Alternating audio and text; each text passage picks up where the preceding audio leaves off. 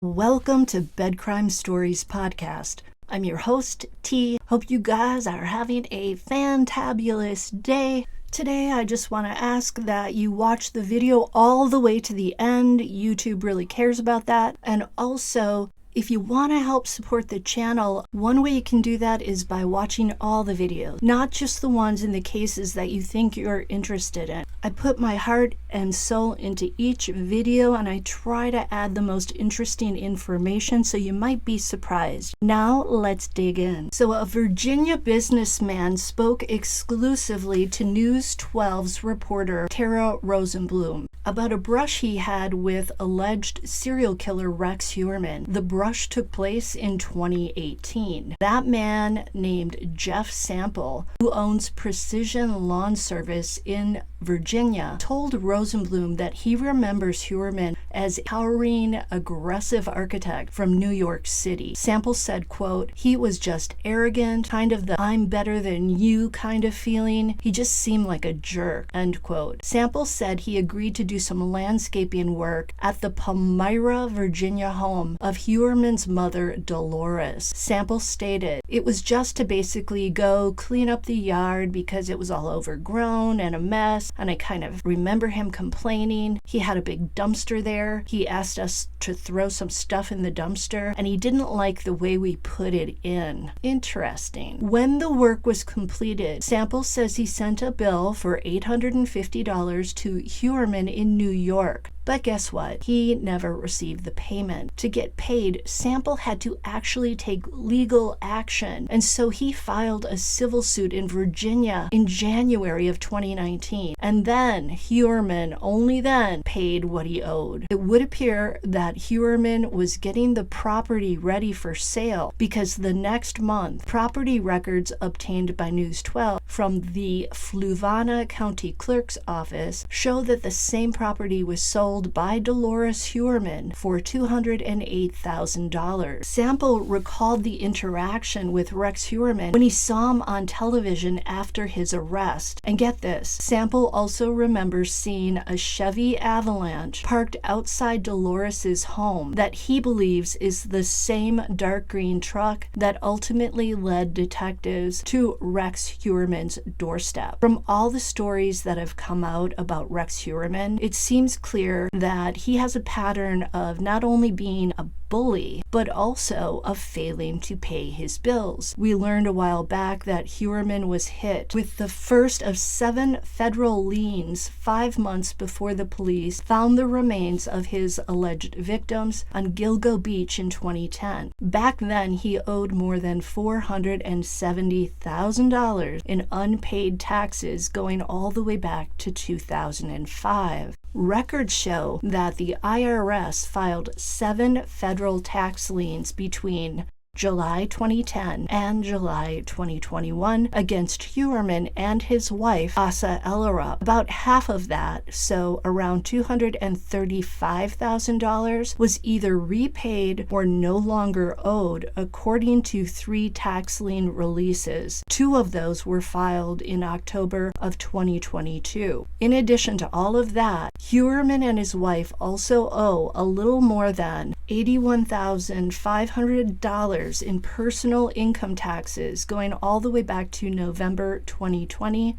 according to New York State tax warrants. And then there's the fact that Heuermann is being sued by New York State's Labor Department for allegedly failing to pay outstanding damages for violating labor laws. Heuermann and his architecture firm RH Consultants and Associates owe $68,560.84, according to the lawsuit filed in New York County Supreme Court by Labor Commissioner Roberta Reardon. The lawsuit says that Heuermann and his firm underpaid an executive assistant in 2017 and 2018. The employee is owed more than $20,000 in unpaid wages. The term deadbeat takes on a whole new meaning when it comes to Rex Heuermann. Heuermann and his firm agreed to settle the unpaid wages, interest, damages, and civil penalties amounting to $84,000 $4,945.84 in 2021, 2 years before he was arrested. Maybe this is why they have money problems, allegedly. He's a crappy businessman, and he previously made a payment of $16,385.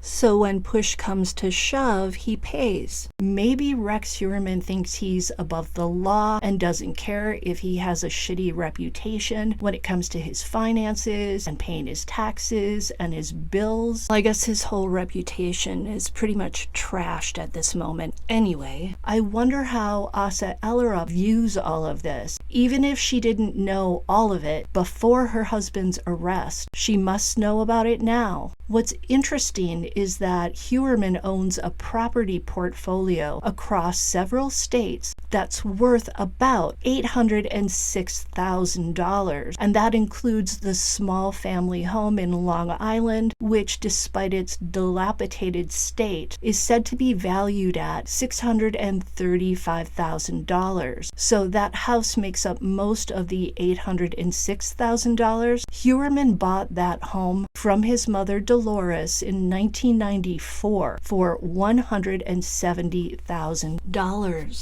As you probably know, Heuermann and Ellerup also own a share of a 2-bedroom, 2-bath condo in Las Vegas. They purchased it in 2005 for $17,000. And then there's land in South Carolina that is said to be worth $154,000. So if we look at the value of these various properties and then Heuermann's unpaid bills, it would appear that the Heuermanns are perhaps property rich, but maybe money in the bank poor, if you know what I mean. It's also been reported that Heuermann was making $500,000 a year as head of his firm, which would have meant he was raking in more than $40,000 a month. Now, he does live in pricey Long Island, but we know he wasn't putting a lot of money into the upkeep of the home, at least the exterior of it. It doesn't look like the family was living large over there. They don't strike me as people who go out for pricey meals and entertainment on a regular basis. Maybe Rex was, with various escorts, but it doesn't look like Asa and the kids were.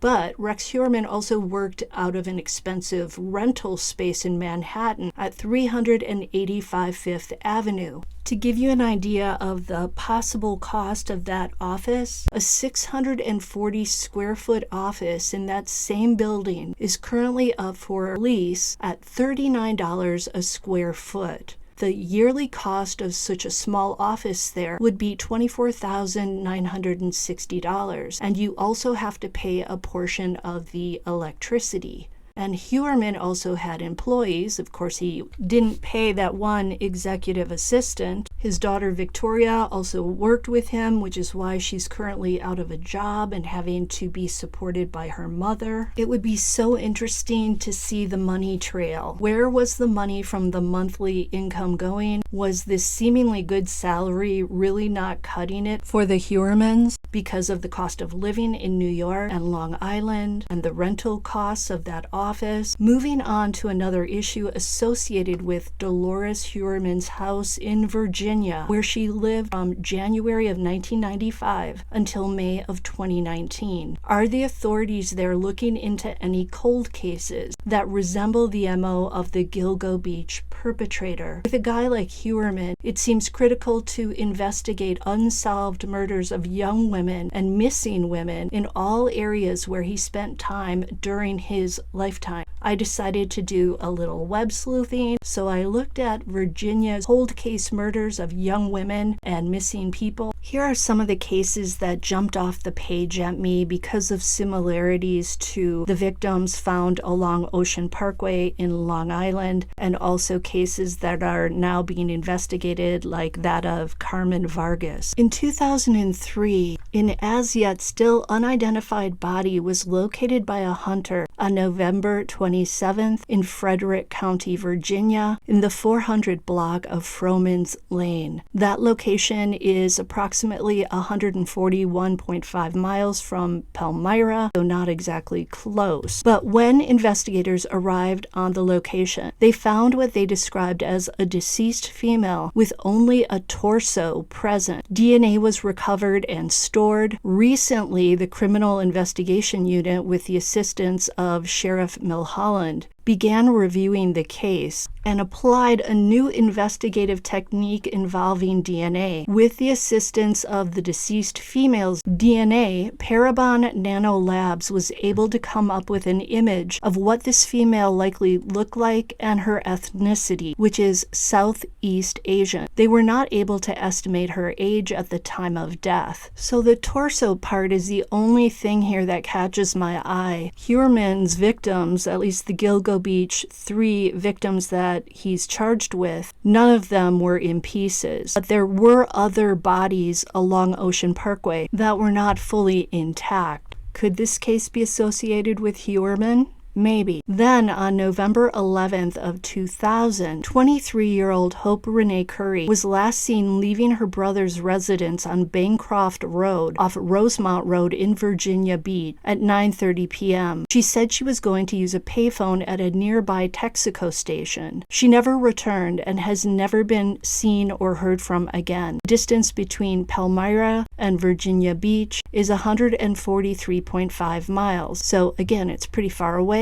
but you never know. And then there's 35-year-old Margaret Gale Stamper White, who was last seen at her residence at 53 Spencer Lane, Cremora, in the middle of May 2008. That's 56 miles away from Palmyra. So at 35 years old, she's a tad older than the Gilgo Beach victims, who ranged in age from 22 to 27. But White's size is what's interesting. She was 5 feet 2 inches tall and just 110 pounds. She had blonde hair and blue eyes. She also left her cell phone behind, like Gilgo Beach victim Amber Costello, and had no means of transportation. It's not clear if White did escort work, but she left her home without her cell phone, went somewhere without a card, and never returned. Those are just some of the cases in Virginia of unsolved murders or missing persons that occurred during the time Rex Heuermann's mother was living in the state. I know that Rex Heuermann is not guilty of every single case of a murdered female or a missing young female, but we know that he's accused of being a serial killer. Thus, it's important to look at all geographic locations where he would have spent significant time and that he would have returned to on a consistent basis. Until the next time on Bed Crime Stories.